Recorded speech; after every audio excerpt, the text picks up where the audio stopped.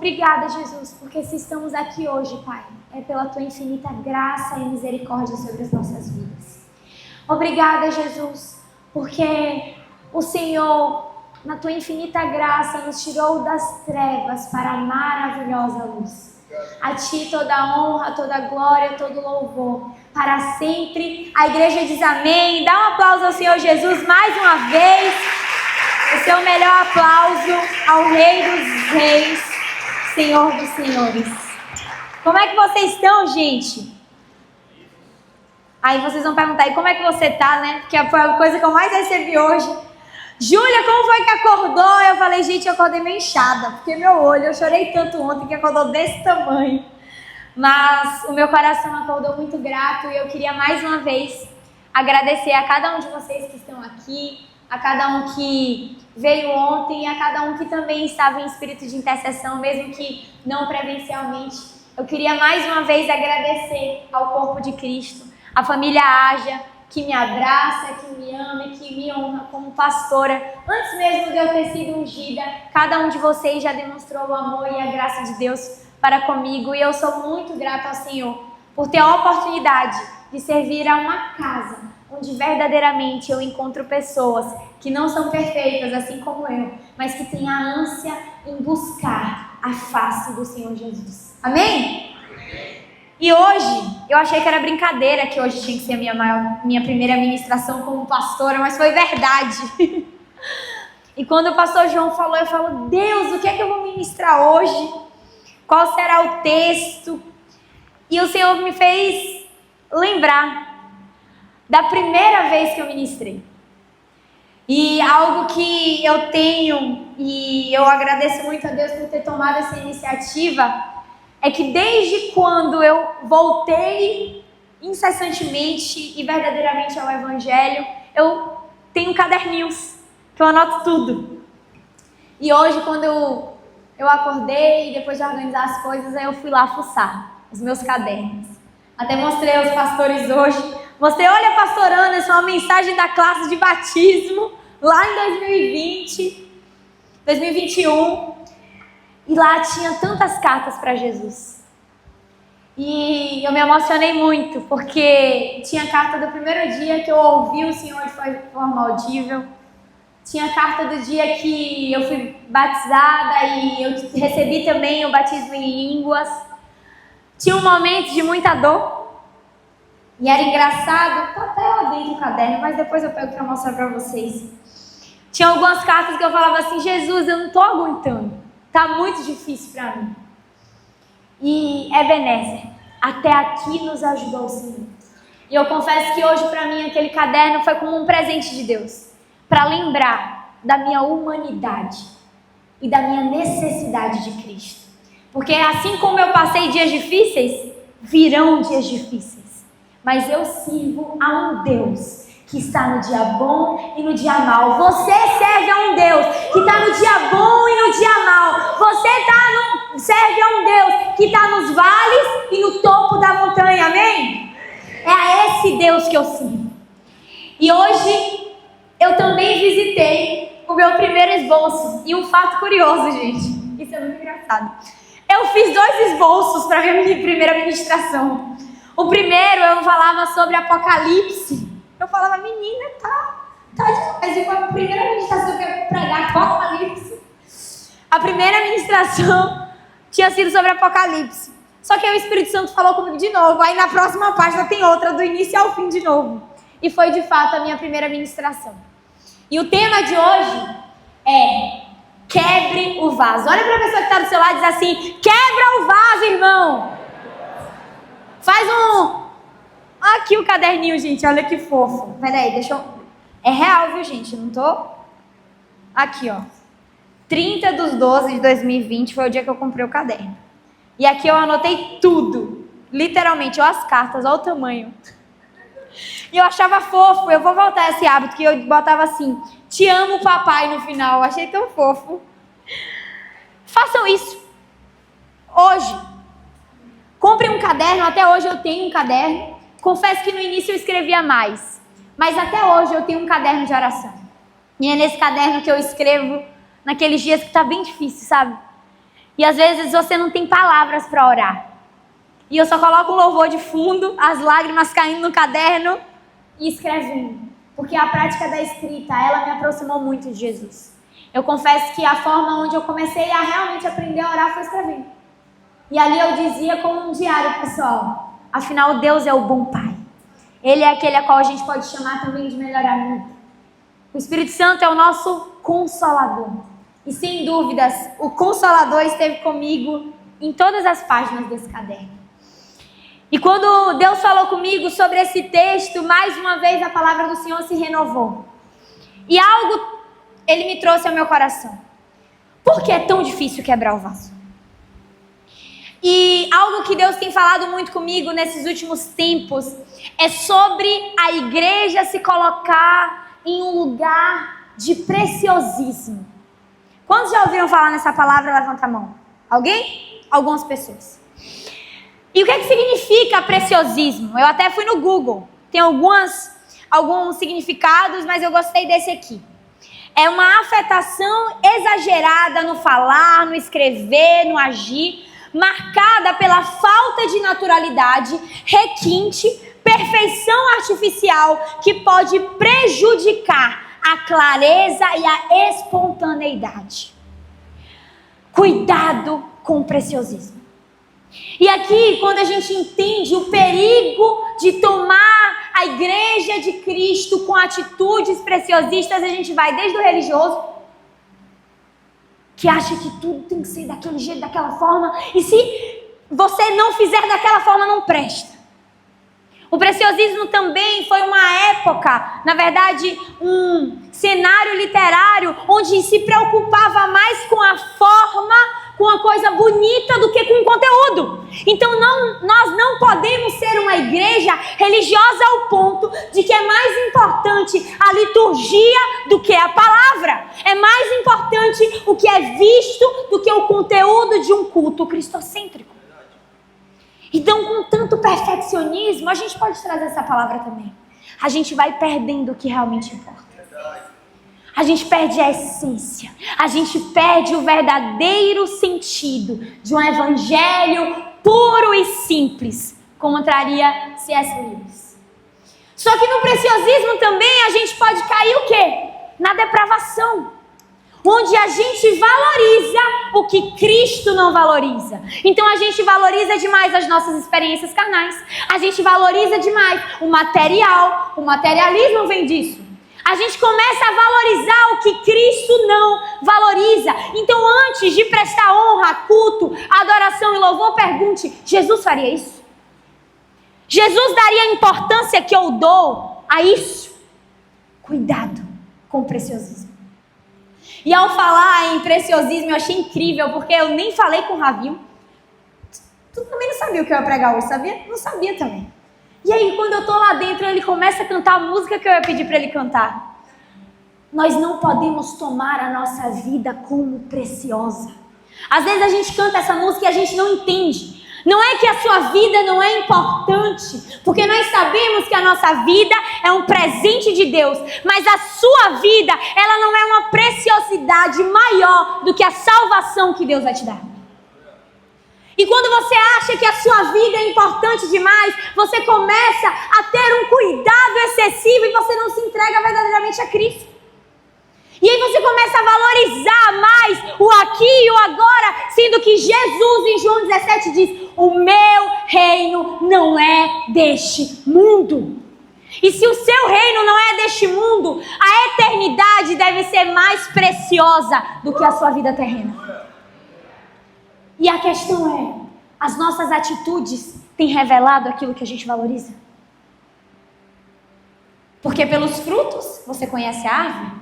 Não é assim que a gente diz? Quais são os frutos da sua vida? Quais são as atitudes visíveis da sua vida?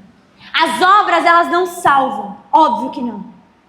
Mas as obras revelam o caráter de um salvo. E uma mulher, que eu confesso que é uma das mulheres que mais falam comigo na Bíblia, uma mulher anônima, que a gente vai ler hoje. Mateus 26. Quantos podem abrir? Cadê a Bíblia de vocês? A palavra inerrante, infalível. Aqui nós temos todas as respostas a qual precisamos. Eita.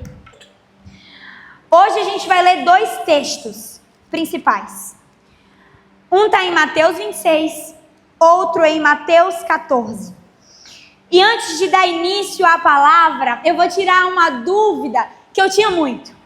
Esse texto, ele gera algumas dúvidas. Porque a gente vê nos 4 evangelhos momentos onde mulheres ungiram Jesus. Lucas 7, a gente também tem uma mulher anônima. Em João 12, a gente tem Maria de Betânia também ungindo Jesus. Em Marcos 14, a gente também traz a passagem de uma mulher anônima. E em Mateus 26 também. E sempre que eu leio esses textos eu pergunto assim, é tudo igual? Alguns são, outros não. E a única coisa que a gente tem certeza é que o texto de Lucas 7 é uma mulher realmente anônima, que aconteceu lá no início do ministério de Jesus. Os outros 3 textos é um embate teológico. A gente não tem a resposta. Se os 3 textos falam da mesma pessoa, ou se são textos de passagens diferentes. Isso não importa. O que importa é aquilo que o texto traz pra gente. Alguns teólogos bem famosos, como Agostinho, trazem que as 3 passagens de João 12, de Marcos 14 e Mateus 26 é a mesma história contada de perspectivas diferentes. Alguns teólogos mais modernos discordam disso. Mas eu queria que hoje a gente se atentasse apenas ao versículo. E que isso fosse suficiente para que o Senhor falasse aos nossos corações. Amém? Vamos ler Mateus 26. Eu estou com 2 textos aqui, a gente vai brincar nos 2. E Marcos 14. Mateus 26 diz assim: Ora, estando Jesus em Betânia, na casa de Simão, o leproso, aproximou-se dele uma mulher, trazendo um vaso de alabastro cheio de precioso bálsamo, que lhe derramou sobre a sua cabeça, estando ele à mesa. Em Marcos 14, tem uma palavra que eu gosto mais, e diz: estando ele em Betânia, na casa de Simão, o leproso, assentado à mesa, veio uma mulher que trazia um vaso de alabastro com unguento de nardo puro, muito precioso. E ela, quebrando o vaso, derramou sobre a sua cabeça. Olha de novo para a pessoa que está do seu lado e diz assim: quebra o vaso, irmão. A primeira coisa que a gente precisa entender é que Jesus aqui estava nos seus últimos dias. Estava pertinho da Páscoa. Estava pertinho da crucificação. E Jesus estava na casa daquele homem, que a olhos humanos não era um homem muito adequado a qual Jesus estivesse. Mas naquele momento Jesus, ele demonstrou o seu caráter de: eu quero habitar em casas de pessoas reais. E a primeira pergunta que eu faço é: será que eu tenho colocado a minha casa à disposição de Jesus? Será que eu tenho colocado a minha mesa como um lugar onde Jesus se assenta, onde Jesus fala comigo, onde Jesus me exorta, onde Jesus me ensina e onde Jesus me ama? Porque eu sirvo a um Deus que é gente, amém? Eu sirvo a um Deus que é presente, amém? Mas Ele espera que você abra a porta. Aquele homem abriu a porta para Jesus. E nós sabemos que as mesas foram os púlpitos de Jesus. E nas mesas foram os momentos onde Jesus teve encontros que mudaram gerações. Ei, a sua mesa é o lugar onde Jesus vai mudar uma geração. Porque a mesa traz o sentido de intimidade. E só tem uma geração mudada onde há intimidade com Jesus. Quantas casas de religiosos não tiveram as suas gerações impactadas? Porque talvez faltou intimidade e não religião. O que nós precisamos é de intimidade com Jesus. O que nós precisamos é dizer: Jesus, eu tenho uma mão defeituosa. Jesus, eu tenho essa ferida. Eu preciso desesperadamente da cura que só o Senhor pode me trazer. E isso vem de um coração sincero. E uma mulher soube que Jesus estava lá. E essa mulher não chegou naquela casa de mãos vazias. Jesus não se importa com o que está na sua mão, mas Ele quer saber se você trouxe algo. Porque Ele sabe que você tem algo. Jesus sabe que você tem algo. Então não adianta esconder, fingir, porque Ele sabe. Aquela mulher, ela chegou não com qualquer coisa. E Jesus te pergunta, por que na casa de alguns você chega com um banquete e para mim você não traz nada? Jesus vê. Aquela mulher chega com um vaso de alabastro. O alabastro é tipo um mármore. Eu até fui dar um Google para relembrar. É tipo um mármore, uma pedra branca lindíssima. Comumente usada para guardar perfumes. E cara, porque você não achava naquela região. Vinha muito daquela cultura egípcia. Mas mais importante que o vaso era o que tinha dentro daquele vaso.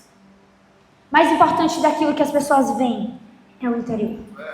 Porque você pode vir com um vaso de ouro, que as pessoas vão dizer assim, uau, olha o que ela trouxe para Jesus, um vaso de ouro, mas lá dentro não tem nada. Você pode vir lindo para a igreja, de burca, toda coberta, mas se Deus souber que o seu caráter não é aprovado, não adianta aquilo que os olhos podem ver.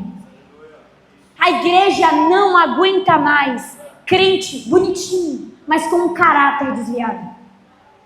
Por isso que primeiro a transformação tem que ser dentro de nós. Dentro de nós. Dentro do nosso coração. Para que assim nós possamos ser luzes neste mundo. Aquela mulher chega com um vaso. Em algumas passagens detalham que o vaso tinha um perfume, um unguento de nardo puro. Que valia 300 denários. E algumas outras passagens traz que tinha mais ou menos umas 500 ml de perfume ali. Era um perfume grande. E 300 denários, gente, era equivalente a praticamente um ano de salário. Um trabalhador comum, por dia, ganhava um denário. 300 é quase um ano. Era mais ou menos isso. Ou seja, era caro. Era custoso. E eu já falei algumas vezes para vocês, muitas vezes a gente não valoriza a cruz porque não te custou nada. Muitas vezes você não valoriza um abraço de um irmão, o discipulado do seu líder, o discipulado do seu pastor, porque você não pagou para ele. Porque quando você paga um curso, eu quero ver você faltar, né? Aqui na igreja. Quando você paga por algo, você honra o compromisso. Cuidado com essa mentalidade, porque a cruz é o inverso.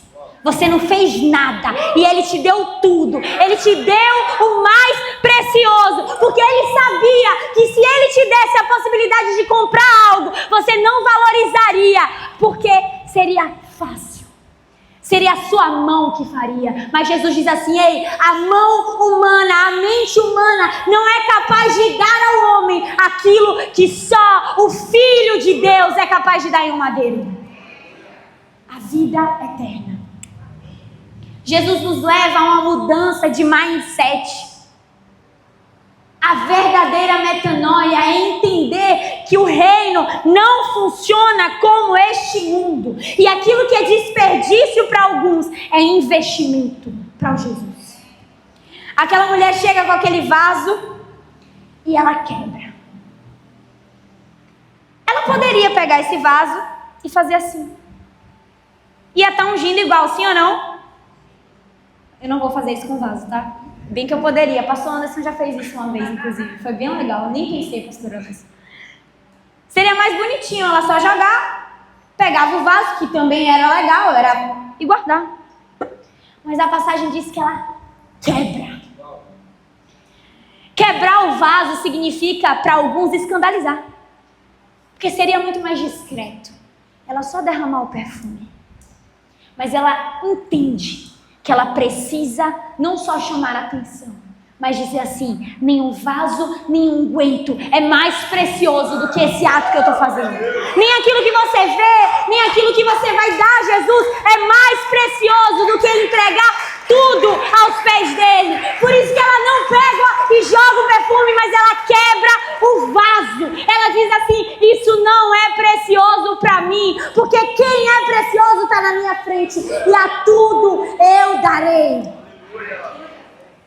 claro que uma atitude extravagante no reino incomoda o inferno.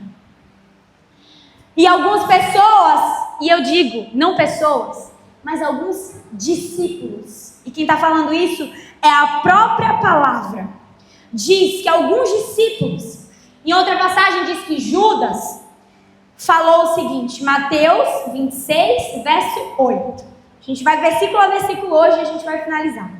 Vendo isto, indignaram-se os discípulos e disseram: para que este desperdício? Pois este perfume podia ser vendido por muito dinheiro e dar-se aos pobres. Marcos diz a mesma coisa. Por que desperdiçou o unguento? Tem tanto pobre precisando. O problema não é o que você dá, é a quem você dá. Sabe o que incomoda as pessoas? Não é o que você está investindo, não. É a quem. Porque ninguém nunca chegou para você e disse assim: ah, porque está dando dinheiro para tanto bar aí, né? Mas se for dar para a igreja, não pode. Ah, está investindo tanto dinheiro isso, mas se for para ajudar um irmão, não pode. Ninguém se importa o quanto que você está dando. O povo só quer se meter em quem você está dando. Eles não se importaram necessariamente com o unguento. Ele dizia assim: tem alguém que precisa mais. E sabe o que é que Jesus ensina? O pobre você vai ter todos os dias. E nesse momento Jesus não está falando para a gente não fazer obra de caridade, mas ele diz que existe uma ordem de prioridade. E deixa eu trazer algo muito importante para a igreja. A igreja tem uma função social de abraçar o pobre, a viúva, e a gente sabe disso, o órfão. Mas existe uma ordem de prioridade na igreja. Antes de abraçar o pobre, a viúva e o órfão, a igreja foi chamada para pregar a salvação. Não confunda ONG com igreja. Não confunda isso. Uma igreja que prega a salvação, que entende o reino de Deus, ela faz obra de caridade. A obra de caridade não vai te salvar, irmão. Aquilo que vai te salvar é confessar de todo o seu coração que Jesus é o único Senhor e Salvador da sua vida. Então a gente não segue uma doutrina filantrópica, a gente serve a um evangelho prático. E isso é muito importante, porque às vezes as pessoas estão mais preocupadas com a justiça social do que com a justiça do reino de Deus. E eu não estou falando que justiça social não é importante, mas Jesus nessa passagem diz assim: existe uma hierarquia e eu venho antes de qualquer outra coisa. Jesus diz: ei, amanhã, outros dias você vai ter esse papel. E amém por isso. Quem conhece o A já sabe que nós investimos e nós cremos na igreja como um órgão de transformação social. Se você tiver interesse, inclusive, de participar, pode procurar o A Jamor. Mas nós entendemos que o primeiro papel da igreja é resgatar o perdido para a maravilhosa luz de Cristo. Amém? Mas por que isso incomoda tanto? Porque servir a Deus incomoda tanto? Por que essa atitude incomodou tanto aqueles que estavam naquela casa? E isso é uma coisa que eu já falei nesse púlpito também. Porque quando todo mundo é morno, ninguém se incomoda. Porque está todo mundo morno. Aí quando um se levanta para fazer algo diferente, o seu cristianismo é denunciado. Aí as pessoas começam a pensar assim, começam a olhar para você. Porque antes ninguém fazia nada. Mas agora uma resolveu fazer alguma coisa. E quando alguém se levanta para fazer alguma coisa, você está parado, começa a evidenciar que você não tem buscado verdadeiramente. Por isso que muitas vezes você escuta assim, não, essa daí tá radical demais.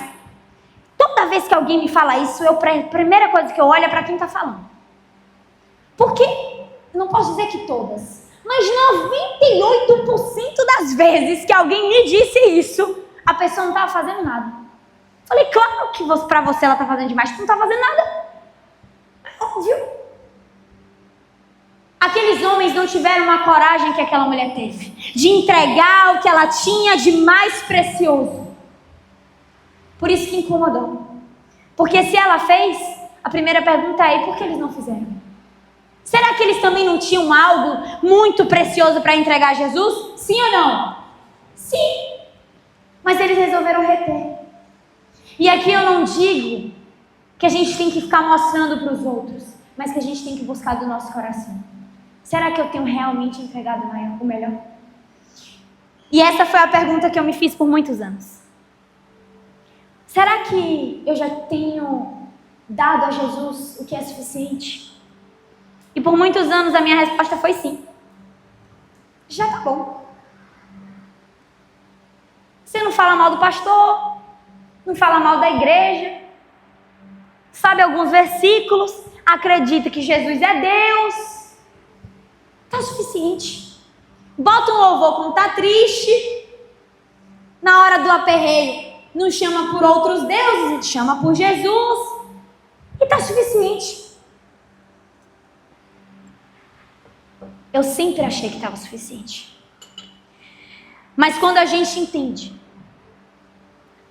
que Jesus é o Verbo encarnado, como eu preguei na semana passada, quando a gente entende que Jesus não só fez boas obras, mas se sacrificou, a gente diz: o que darei ao Senhor por todos os benefícios que Ele tem feito?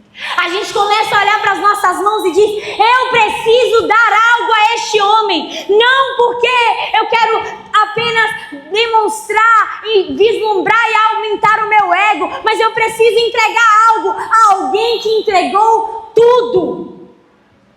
E aí as escamas caem. E aí você entende que você precisa ir além. Eu li uma frase no meu estudo que diz assim: um coração frio faz a mão agir com lentidão. Porém, uma vez que um homem compreende a pecaminosidade do pecado e a misericórdia de Cristo, o qual morreu por ele, então nunca mais considerará qualquer coisa boa demais ou dispendiosa demais para ser dada a Cristo. Nada que você tem é tão precioso que você não possa quebrar por Jesus. Nada. Nenhum vício que você tem, nenhum dinheiro que você tem, nada que você tem é tão precioso quanto Jesus. Nada. Porque a gente olha para um Deus que criou os céus e terras. A gente olha para um Deus que criou toda a face de água. A gente olha para um Deus que criou todos os animais. A gente olha para um Deus que criou você. Será que tem alguma coisa mesmo que você tem que é boa demais para Jesus? Não. Só que a gente não vê. E aí você começa a perceber que a sua reputação é nada do lado de Jesus. O seu dinheiro, nada do lado de Jesus. Aquilo que você tem, nada do lado de Jesus. E o verso 9, o verso 10 diz: mas Jesus, sabendo disso, Jesus ouviu, disse: por que molestais esta mulher? Ela praticou uma boa ação. Porque os pobres sempre os tende convosco, mas a mim nem sempre me tendes. Pois, derramando este perfume sobre o meu corpo, ela o fez para o meu sepultamento. Em verdade, verdade vos digo, que aonde eu for, aonde este evangelho for pregado, será também contado o que esta mulher fez, para a memória sua. A honra de Cristo vem depois de um ato de sacrifício. Jesus precisava daquele unguento, sim ou não? Precisava? Não. Deus precisava de Isaac, sim ou não? Mas Abraão precisava. Mas aquela mulher precisava. Para de se perguntar o que Deus precisa e começa a perguntar: o que é que eu preciso perante a Cristo? Começa a perguntar: o que é que Deus quer de mim para que eu me pareça mais com Ele? E a resposta vai ser sacrifício.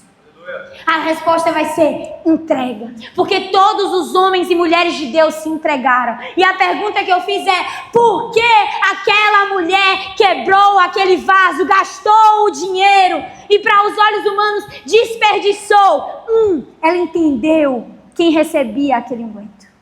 A primeira coisa é você entender qual Deus você serve.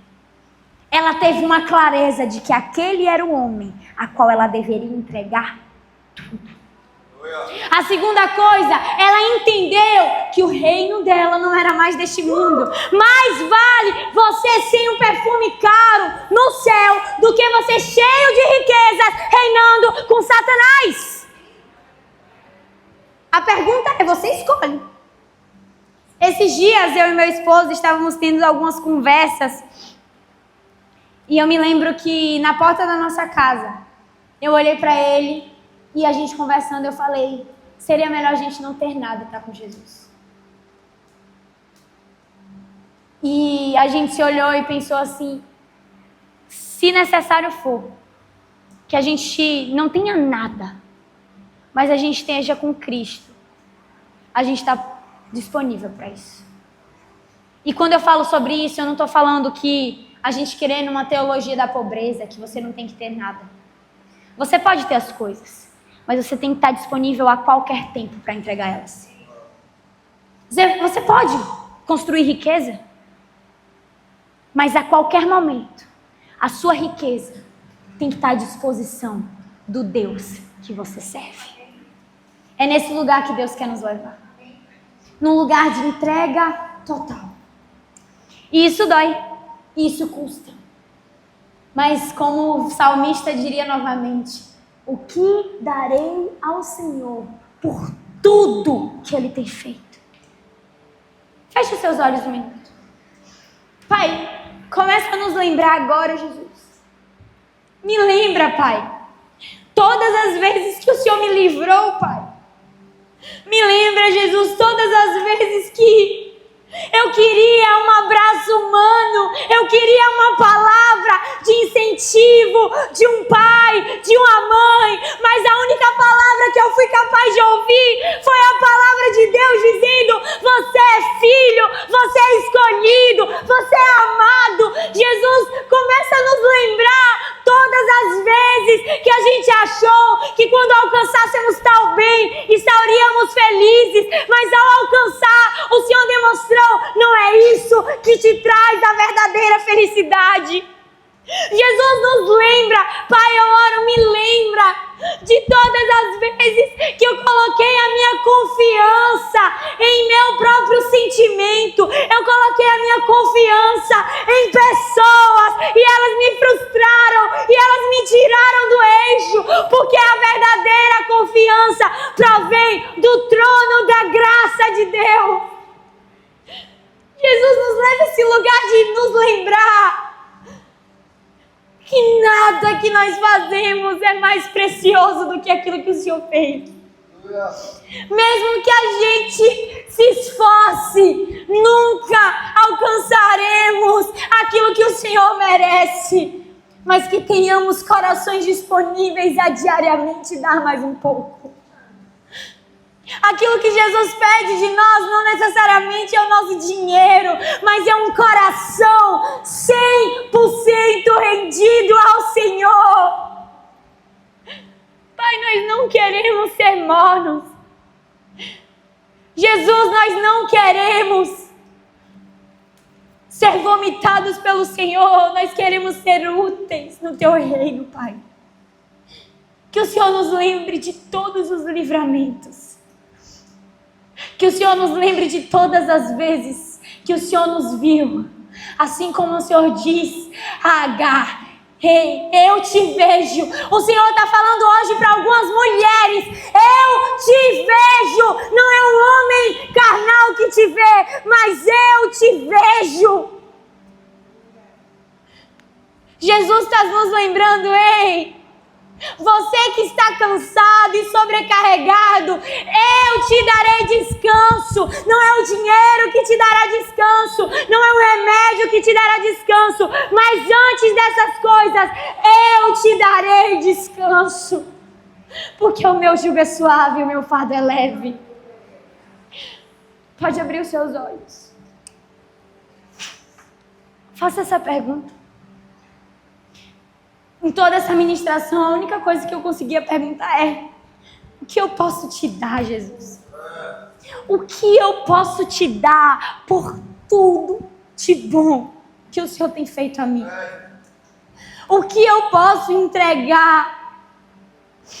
Aquela mulher, ela teve um papel de embalsamar, ungir o corpo de Cristo. E isso era um costume judeu. Os reis, os sacerdotes, eles eram ungidos pela cabeça. E essa passagem, ela traz muito isso. Que na cabeça foi jogado, foi derramado esse unguento. Você tem se preparado para a volta de Jesus? Foi isso que essa passagem nos trouxe.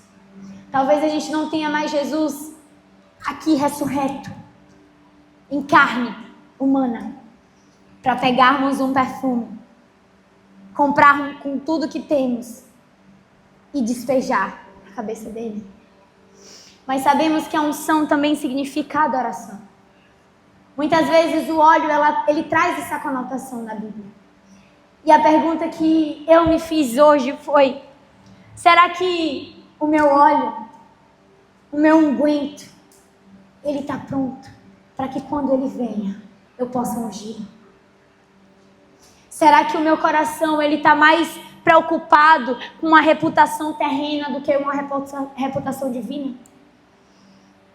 Se você serve a Cristo, você não vai conseguir atender às expectativas das pessoas. E é melhor você começar a entender isso do que Deus te colocar em um lugar onde você não tem mais jeito. Eu passei por essa experiência. Em um momento onde eu nem precisava passar por isso. Mas sabemos que Deus faz exatamente e tudo coopera para o bem daqueles que amam a Deus. E teve um momento que na minha vida eu precisei estampar aquilo que eu acreditava, os valores que eu acreditava, os princípios que eu acreditava. E isso me custou uma zona de conforto. Porque ser morna também agrada. Ser morno conforta. É bem melhor um banhozinho morninho do que um geladão ou do que um quentão queimando as costas, né? Mas aí Jesus mostra pra gente que se ele não viveu no conforto, nós também não viveremos. E naquele momento, em meio a tantas críticas, que eu vi a minha mãe chorar, e pra mim isso é pior. Eu não sei se vocês têm essa mesma sensação, mas é pior você ver alguém que você ama chorando do que você mesmo sofrendo aquilo. E ao ver os meus pais se despedaçarem com tudo que estavam falando de mim, que não era verdade, mas dói. Quantas vezes uma pessoa fala algo de você que você sabe que não é verdade, mas não dói? Dói. Mas naquele momento eu entendi que existem fases da nossa vida que a gente tem que ter a desaprovação da maioria, para que Deus saiba que a gente não segue a maioria, a gente segue a voz do Senhor Jesus. Vivemos em um tempo hoje onde pregar o Evangelho pode ser palatável a alguns olhos, a alguns ouvidos. Mas o chamado do Senhor é: se ninguém falar que sim e eu falar, você vai fazer? A palavra diz que na multidão de conselhos há sabedoria. Mas não qualquer multidão. Salomão traz aqui uma roda de sábios. Uma roda de pessoas que servem ao mesmo Deus que você. E que estão verdadeiramente plantados, como a pastora Nara trouxe. O que eu queria trazer para vocês é cuidado com as pessoas que estão do seu lado. Porque aqui, essa mulher foi honrada pelo próprio Jesus, em meio a alguns discípulos que desdenharam daquilo que ela fez. E a honra que ela recebe no final, não foi no final de uma reunião como essa, todo mundo aplaudir a boa palavra que foi pregada. Mas foi todo mundo desaprovar e ela ouvir do próprio Jesus: aonde quer que esse evangelho for pregado, eu falarei do nome dessa mulher. E a pergunta que Jesus te fala é: você tem buscado que as pessoas te aplaudam ou que você durma tranquilo e ouça do céu? Eis aí um servo bom e fiel, que tem sido fiel no pouco, e por esse motivo eu o colocarei sobre o muito. É esse ouvido que você tem, aquele ouvido que ouve: eis aí o meu filho amado, a qual eu encontro prazer. Porque é isso que os nossos ouvidos precisam ouvir. E esse é o combustível do seu cristianismo.